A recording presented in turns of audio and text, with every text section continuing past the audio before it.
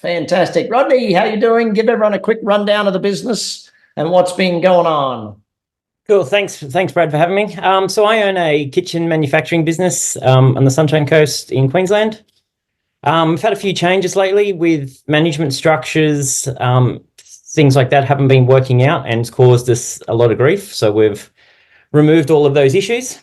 But in doing so, the last sort of 90 days researching and finding out the problems and issues, we've sort of, and a lot of books that we've read, sort of coming to the point where with the manufacturing and the sales side of the business, it's quite large. I've got about 25 plus people, and we're spread very thinly over all areas of the business. Mm-hmm. What I feel is happening is that because we're spread so thinly, that we're not giving our customers, the great experience that they deserve. Got it. So what sort of the plan is maybe split the business into two, one manufacturing and one the retail side, Mm-hmm. and then possibly offload the manufacturing side of the business and then just focus purely on the retail side of, design, giving a customer experience, etc., like that. Mm-hmm. And then offloading all the manufacturing, not issues, but just that manufacturing side to somebody else. And then we would basically outsource and buy back from them. And sort of by doing so, we could focus on scaling the business and maybe adding other locations over the next couple of years. Perfect. Excellent. So let's start with the origin of human problems. The origin of human problems in business is the recruiting, and then the management, and then the leadership. So yes. Where we get most problems in business is we recruit. I wouldn't say we're lazy at recruiting, but we hire more than we recruit. Hiring is where we have a job and we just put an ad out there and we hire someone who's competent and capable. Recruiting is where we look for the best of the best people in the industry and we go out and we recruit them to come and join our company. Okay. Yeah. I personally, Rodney, without knowing a lot of detail, and you could definitely chat with one of my coaches and get into detail, without knowing a lot of detail, I wouldn't sell off the manufacturing side of the business. I would find someone who's very, very good and put them in charge of that business. Okay. And sometimes finding someone who's very good, there's a great little book called Who Not How, Rodney, Who Not How.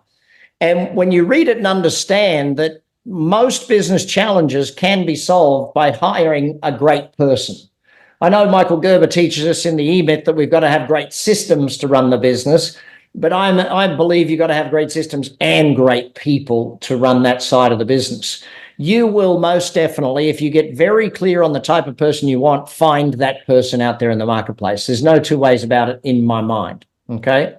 Now, when it comes to the business, though, I'm also a believer in splitting businesses when they feel like it's ready to split them.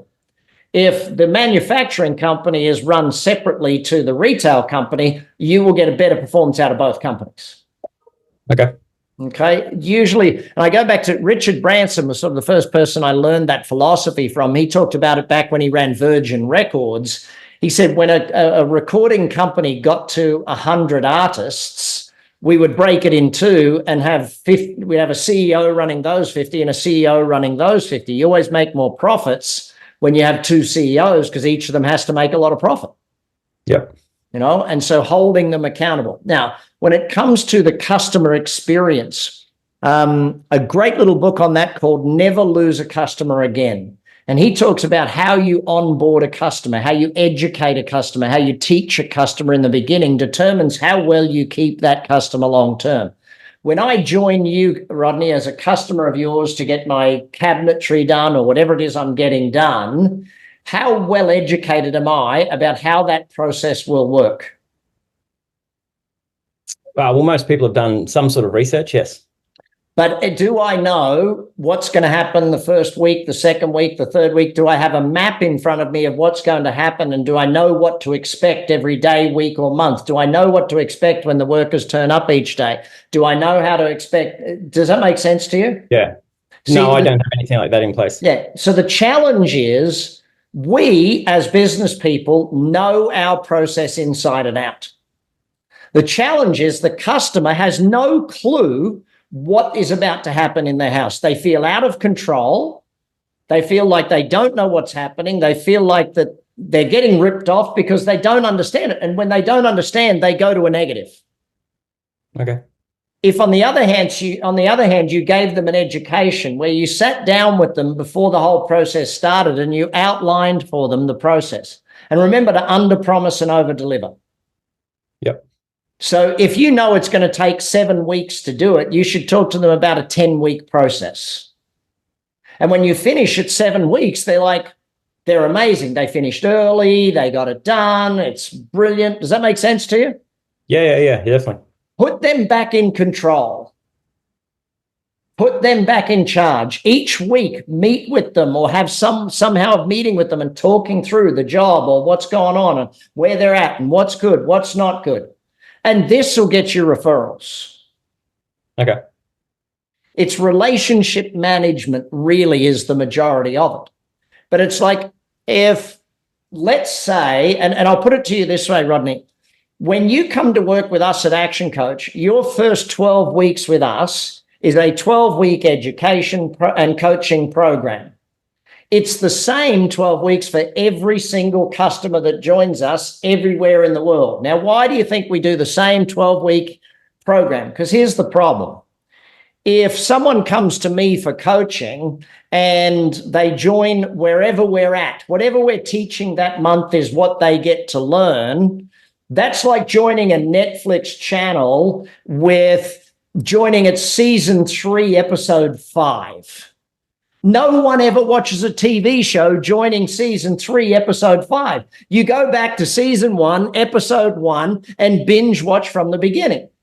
So, Rodney, if I'm your customer, take me back to season 1, episode 1. Teach me from the beginning what it is that I should expect, how it should work, what it is. And you can do that one-on-one. You can do it through videos. You can do it through an ebook. You can do it through a printed document. You can do it. There's so many ways to do that, but help me understand what I'm about to experience. Otherwise, I'm just going to be upset with my experience. Even if what you're doing, Rodney, is 1,000,000 times better than what anyone else does out there in the marketplace, if I expect X and I only get X minus 10, even though X minus 10 is 100 times better than everyone else, I'm still disappointed. Set my expectations for me. Help me understand what is about to come about, if that makes sense. Yep. No? And the third and final thing I'll say to you before I turn it over to the rest of the group for any final questions that we do on here today. In any business, Rodney, your job as the head of the company is to build the humans in your business. Okay, there's a great video on my YouTube channel called Management versus Leadership. Okay, a manager's job is to create competency and productivity. Competent, productive humans in the organization. If you sat down today, Rodney, and listed every single team member and rated them on a scale of 1 to 10 for competency and productivity, right? And you say, well, okay, Bob is a 3 for competency and a 6 for productivity. Well, that's your fault.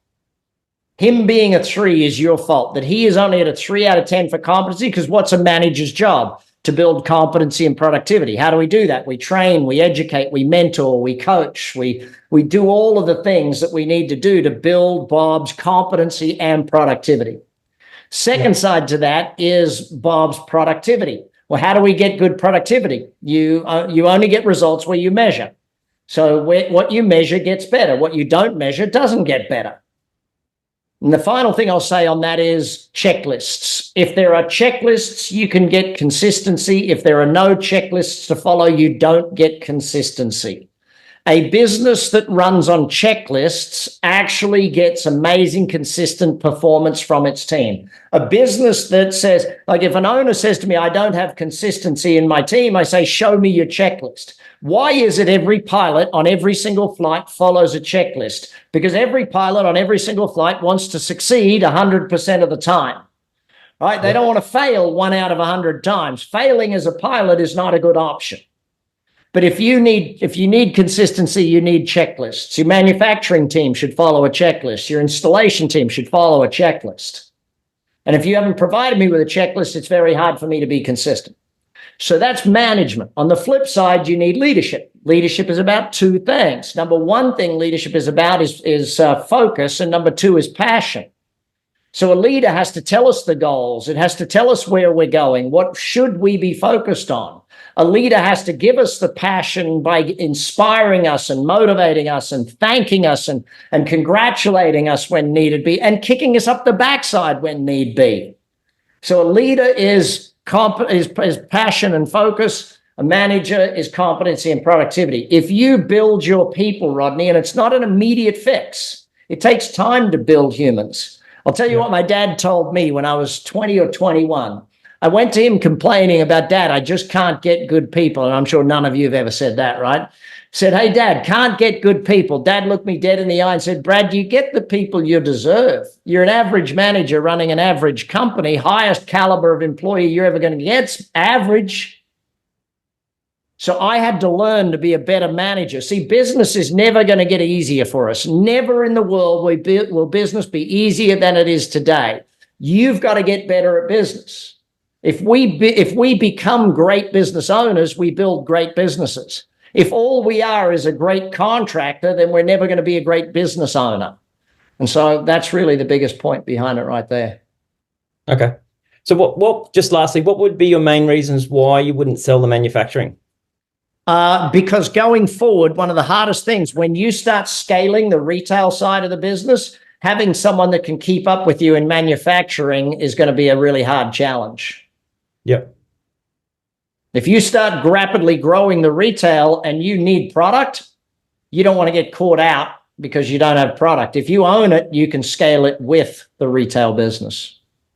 Okay. Short-term headaches shouldn't be a reason to sell something that's a phenomenally good business. No. It was, just trying to manage, the more, if we scale the retail, then we've got to scale the manufacturing. So then we just keep, Great. 20, so stop 35 and 45 and. Rodney, you suffer from a disease in my mind known as a management disease called superheroitis.